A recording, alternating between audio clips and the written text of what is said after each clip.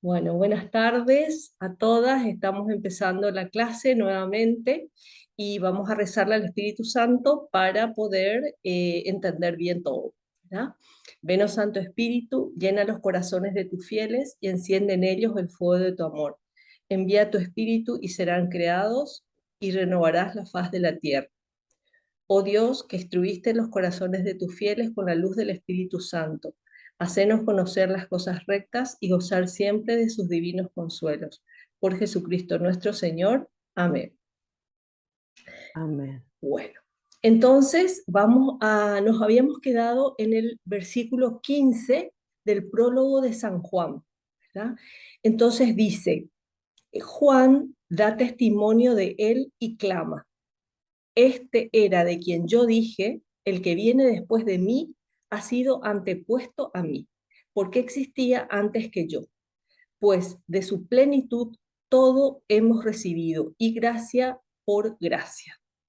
Porque la ley fue dada por Moisés, la gracia y la verdad vinieron por Jesucristo. A Dios nadie lo ha visto jamás. El Dios unigénito, el que está en el seno del Padre, él mismo lo dio a conocer.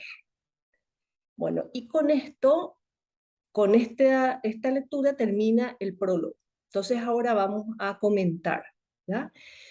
Entonces Juan Bautista fue testigo de Cristo, de la mesianidad de Cristo, ¿verdad? Pensaba yo cuando estaba preparando esto, decía, bueno, el Mesías, tantos siglos esperado, ¿verdad? Todo el Antiguo Testamento fue la preparación de la venida de Cristo, ¿verdad? La preparación de un Salvador, de un Mesías. Y San Juan Bautista fue testigo de la mesianidad de Cristo hasta el momento de iniciar su ministerio público, ¿verdad? Porque él se bautizó y después recién empezó el ministerio, su enseñanza, ¿verdad? Los apóstoles son los testigos a partir de la muerte de Cristo, a partir de la ascensión de Cristo a los cielos, hasta que ellos murieron, ¿verdad? Y nosotros somos los testigos actuales, ¿verdad? Nosotros somos los que tenemos que darle a conocer actualmente, ¿verdad? A través del bautismo, nosotros nos incorporamos a Cristo y somos parte suya, ¿verdad? Y tenemos que darle a conocer con nuestra vida, ¿verdad? Con nuestro ejemplo y también con nuestras palabras, ¿verdad? Bueno, y después dice en los términos gracia y verdad, ¿verdad? Dice gracia y verdad. Eh, ¿Dónde está? Bueno, en alguna parte. Que hace alusión a la bondad y a la fidelidad de Dios, ¿verdad? Dos atributos que ya en el Antiguo Testamento se le atribuía a Dios, ¿verdad? Entonces, y después dice gracia por gracia. ¿M? Y eso a lo mejor, hablábamos la clase pasada de lo que era la gracia, ¿verdad? De lo que era esa participación en la vida divina, ¿m? Y que nosotros somos los continuadores de esa vida divina, ¿verdad? En nosotros continúa la vida de Cristo. Y gracia por gracia tiene como dos acepciones, ¿verdad? Una es como la sustitución de la gracia del Antiguo Testamento a la gracia del Nuevo Testamento dada por Cristo, ¿verdad? Que Cristo nos ganó toda la gracia necesaria para nosotros salvarnos, ¿verdad? Hasta el último hombre que exista sobre la tierra, ¿verdad? Entonces, la sustitución de la economía de la salvación del Antiguo Testamento por la del Nuevo Testamento podría ser gracia por gracia. O también podría ser la superabundancia de gracia que Dios nos provee. Dios nos da muchísima gracia como para que nos hagamos santos, para que seamos perfectos. Porque en el Evangelio mismo Jesús dice, sean perfectos como mi Padre Celestial es perfecto. ¿Verdad? Entonces, estamos llamados a ser perfectos. Hay gente que por ahí dice, no, pero nosotros somos seres humanos, no podemos. Solos no podemos, solos de hecho, solo hacemos tonterías, ¿verdad? Pero con Dios, con la gracia de Dios, podemos ser santos, ¿verdad? Y después acá viene una cosa, la ley dada por Moisés, acá viene, porque la ley fue dada por Moisés, la gracia y la verdad vinieron por Jesucristo, ¿verdad? Entonces, acá es muy importante darse cuenta que la ley de Moisés solo se limitaba a señalar el camino, ¿verdad? O sea, decía, por acá hay que ir, ¿verdad? Esto es lo que hay que hacer, que son los 10 mandamientos, ¿verdad?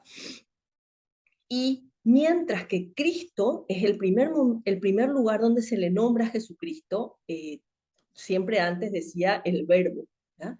Acá le pone el nombre de Jesucristo. Entonces, la gracia traída por Jesucristo tiene el poder de salvar a los que la reciben. Entonces, esa es una grandísima diferencia, ¿verdad? Con la ley dada por Moisés y la ley dada por Cristo, ¿verdad? Porque es la gracia. Tiene la gracia adherida, digamos, que da la fuerza como para que nosotros podamos vivir eso que Dios nos pide. ¿Ah? Bueno, y Jesucristo termina diciendo acá que Jesucristo es la imagen visible del Padre, ¿verdad? O sea, que nosotros vemos a Cristo y vemos al Padre. Que de hecho, que en este Evangelio de San Juan es la doctrina sobre la Santísima Trinidad es muy abundante, ¿verdad? En todos de hecho, pero en este más. Bueno, y después, porque más adelante en Juan 14 dice, el que me ha visto a mí, ha visto al Padre, ¿verdad? Entonces, está tan identificado Cristo con el Padre que verla a Él es verla al Padre, ¿verdad? Eh, entonces, el Dios unigénito manifiesta de nuevo explícitamente la divinidad de Cristo. Cristo es Dios. Bueno, entonces acá con esto termina el prólogo, ¿verdad? El inicio del Evangelio de San Juan, que lo que habíamos explicado, y a partir de aquí viene todo el Evangelio, ¿verdad? Que se divide en dos partes. La primera parte va del del capítulo 1 al capítulo 12. Y la segunda parte va del capítulo 13 al 21. Y ahí termina, ¿verdad? Son 21 capítulos que vamos a ir viendo. Entonces, en los primeros 12, que es la primera parte, se le llama manifestación de Jesús como Mesías mediante los milagros. Se ve que en esta primera parte, hasta el capítulo 12, lo que hace es relatar los milagros que hizo Cristo, ¿verdad? Y la segunda parte es la manifestación del Hijo de Dios, de Jesús, como Mesías, pero a través de su muerte en la cruz, ¿verdad? De su muerte en la cruz. Bueno, y después empieza el capítulo 19, ¿verdad? El capítulo 19 que dice lo siguiente. Este es el testimonio de Juan. Cuando los judíos le enviaron desde Jerusalén sacerdotes y levitas para que le preguntaran, ¿tú quién eres? Entonces él confesó la verdad y no la negó y declaró, yo no soy el Cristo. Y le preguntaron, ¿entonces qué? ¿Eres tú Elías? Y dijo, no lo soy. ¿Eres tú el profeta? Respondió, no. Por último le dijeron, ¿quién eres para que demos una respuesta a los que nos han enviado? ¿Qué dices de ti mismo? Contestó, yo soy la voz del que clama en el desierto. Enderezad el camino del Señor, como dijo el profeta. Los enviados eran de los fariseos. Le preguntaron, pues ¿por qué bautizas si tú no eres el Cristo, ni Elías, ni el profeta? Juan le respondió, yo bautizo con agua, pero en medio de vosotros está uno a quien no conocéis. Él es el que viene después de mí, a quien yo no soy digno de desatar las correas de sus sandalias. Esto sucedió en Betania, al otro lado del Jordán, donde Juan estaba bautizado. ¿Ya? Bueno, entonces acá es súper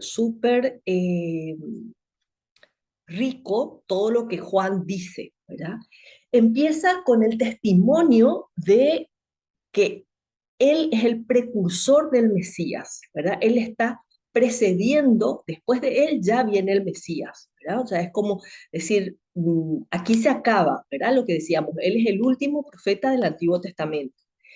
Y es muy impresionante porque él, así como muchos otros profetas se habían autoproclamado el Mesías, ¿verdad? Él podría haberse autoproclamado también, ¿verdad? Hubiera sido totalmente ridículo como lo fueron los que se autoproclamaron, ¿verdad? Pero él, sin embargo, claramente dijo, yo no soy el Mesías.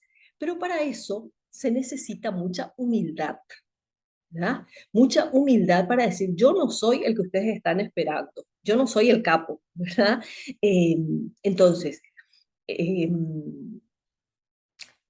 Mesías es sinónimo de Salvador, ¿verdad? El Salvador, enviado por Dios y anunciado por los profetas en el Antiguo Testamento, ¿verdad? Y en ese tiempo, ya no ahora, ¿verdad? Porque de hecho nosotros creemos, la mayoría de nosotros creemos que el Mesías ya llegó, ¿verdad? Por eso no le esperamos, ¿verdad? Y en ese momento existía una gran expectación mesiánica, ¿verdad? O sea, se esperaba una expectación al Mesías, ¿verdad? Entonces, él bueno, tranquilamente podría haber dicho, ¿verdad? Lo que seas, no, pero yo soy tan importante como él, qué sé yo, podía haber dicho muchas cosas, pero tenía una gran humildad, lo que le falta al hombre de hoy. ¿Mm? Entonces, por eso pensaba hacer una pequeña reseña de la humildad, ¿mm? Porque necesitamos esta virtud que San Juan Bautista la tenía tan bien instalada, ¿verdad? El pecado original, ¿verdad? Hablábamos ya en la clase pasada, que fue el pecado que entró en la naturaleza humana y nos fundió, digamos, nos fundió la vida. ¿Por qué? Porque a partir de ahí ya todo nos cuesta, todo es difícil, todo es trabajoso, ¿verdad?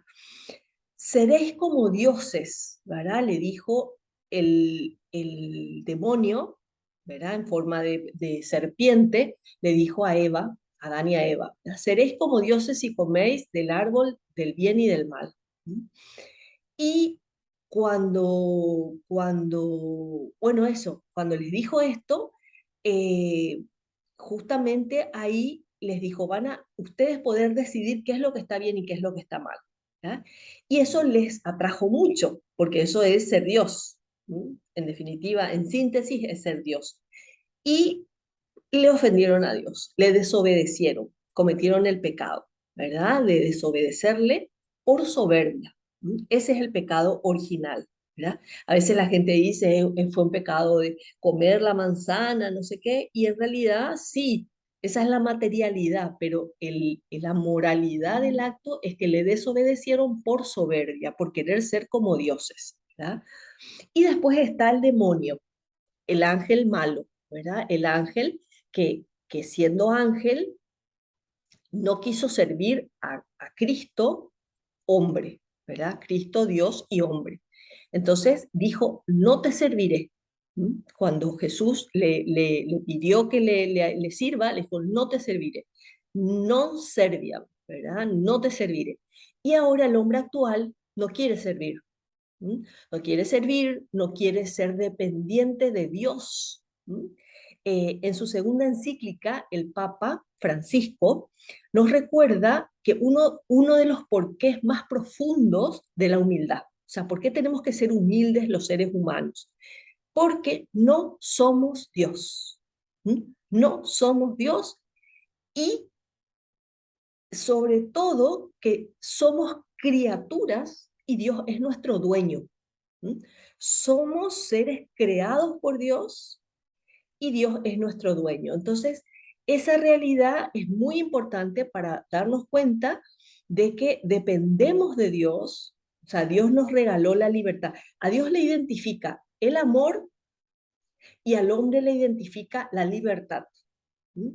Dios nos dio libertad para elegirle a Él porque se nos da la gana, porque queremos, ¿verdad? Porque queremos recibirla, ¿Mm? Porque queremos ser como Dios, porque queremos amarle. Bueno, y a continuación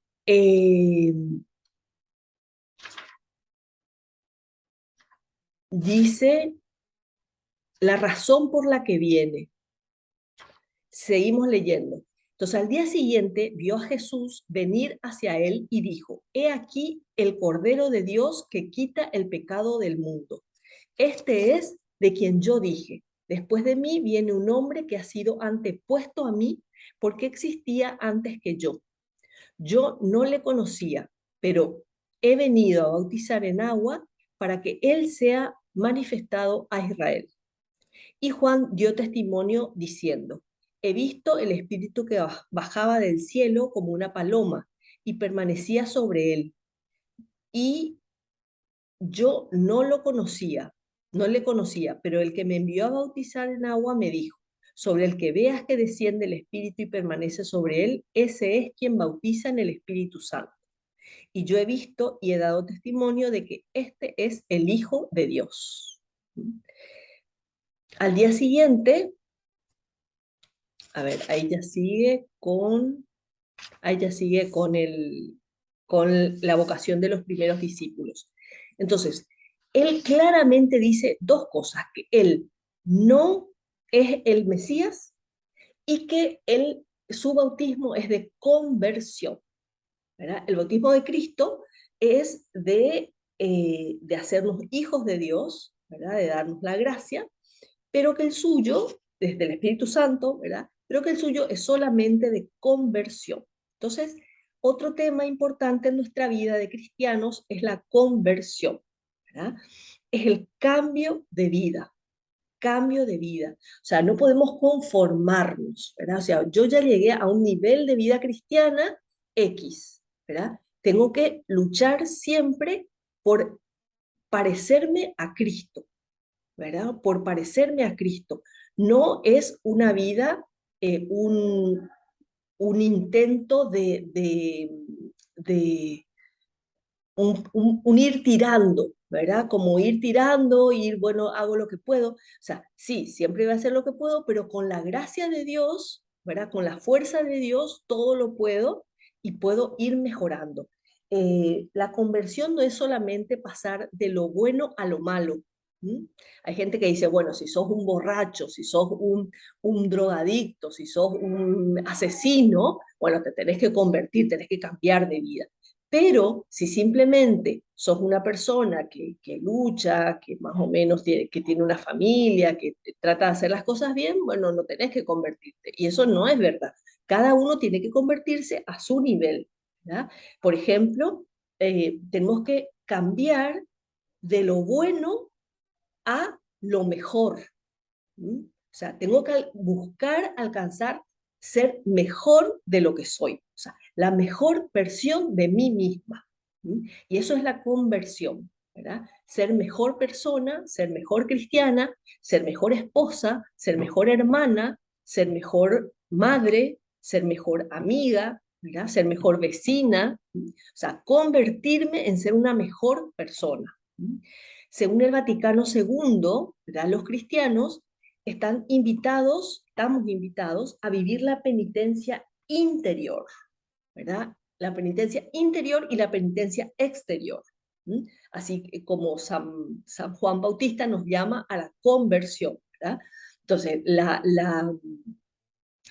penitencia interior viene a ser la humildad que tenemos que vivir como cristianos por amor a Jesús, ¿verdad? La humildad por amor a Jesús. Los desprecios y las humillaciones recibidas por amor a Dios, ¿verdad? Cuando nos ofenden, ¿verdad? Cuando alguien queriendo o sin querer nos ofende, nos humilla, ¿verdad? Nos humilla, qué sé yo, que nos digan, no sé, que hablen mal de nosotras, por ejemplo, nos humilla y podemos perdonar o no, ¿verdad? Podemos perdonar o no. Y ese perdón tiene que ser por amor a Dios, ¿verdad? Sin sentirnos, sin quedarnos con el resentimiento. ¿Mm? Y la penitencia exterior, que son ayunos, mortificaciones, ¿verdad? Prácticas de eso, de mortificación, ¿verdad? Y también son tres. Las principales expresiones de conversión son la oración, la limosna y, ¿cuál era la tercera? El ayuno, El ayuno, la oración y la limosna. El ayuno hace cambiar a la persona, ¿verdad? Es una conversión en relación a sí mismo. La oración es una conversión en relación a Dios y la limosna una conversión en relación con los demás, ¿verdad? Esos tres caminos de conversión nos señala la iglesia, ¿verdad? Ayuno, oración y, eh, y limosna, ¿verdad? Entonces, estos tiempos, ¿verdad? Son apropiados, los tiempos de conversión, ¿verdad? Por ejemplo, cuando la cuaresma, o sea, la cuaresma y el adviento, ¿verdad? Son dos tiempos fuertes de la iglesia que preparan la Pascua una y la Navidad la otra, son momentos de conversión, ¿verdad? Son momentos de hacer esos caminos, ¿verdad? De oración, de ayuno y de limosna, ¿verdad? Y, por ejemplo, son tiempos buenos para hacer retiros espirituales, ¿sí? Que es un tiempo de conversión total, ¿verdad? Privaciones voluntarias, obras de caridad, ¿verdad? Esas cosas son las que nos llevan a la conversión, ¿verdad? A esa conversión que Dios justamente nos llama continuamente. O sea, tenemos que estar en proceso de conversión, ¿verdad? En proceso de conversión para poder parecernos a Cristo, cerrame la puerta, parecernos a Cristo y de esa manera llegar a la perfección, ¿verdad? A la perfección que nos llama el Señor. Bueno, y entonces, lo que hace San Juan, ¿verdad? Es presentarnos, ¿sí?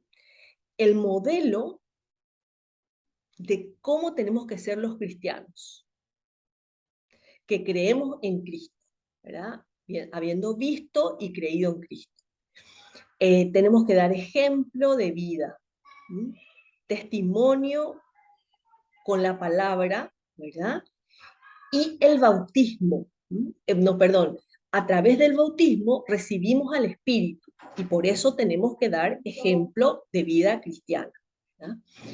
Eh, Después, en un momento dado, llama al Señor el Cordero de Dios, ¿sí? El Cordero de Dios, que alude al sacrificio redentor de Cristo, ¿verdad?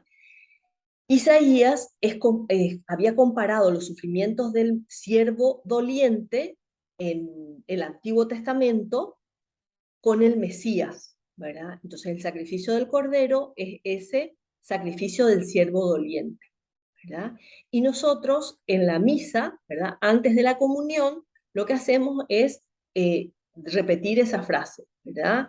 Eh, Cordero de Dios que quitas los pecados del mundo, ten piedad de nosotros. Perdónanos, Señor, y bueno, ten piedad de nosotros. Eh, y entonces, tras la muerte y la resurrección de Cristo, testimonian que Él es el verdadero Cordero Pascual. Y eso lo hacemos antes de recibir a la Eucaristía, que es la presencia viva de Cristo, ¿verdad? Viva de Cristo, la cena de las bodas del Cordero. Entonces, esto dice, al día siguiente vio a Jesús venir hacia él y dijo, he aquí el Cordero de Dios que quita el pecado del mundo, ¿verdad? Bueno, y, y esto, bueno, entonces esto es lo que podemos decir, hasta aquí llegamos hoy y vamos a comentar.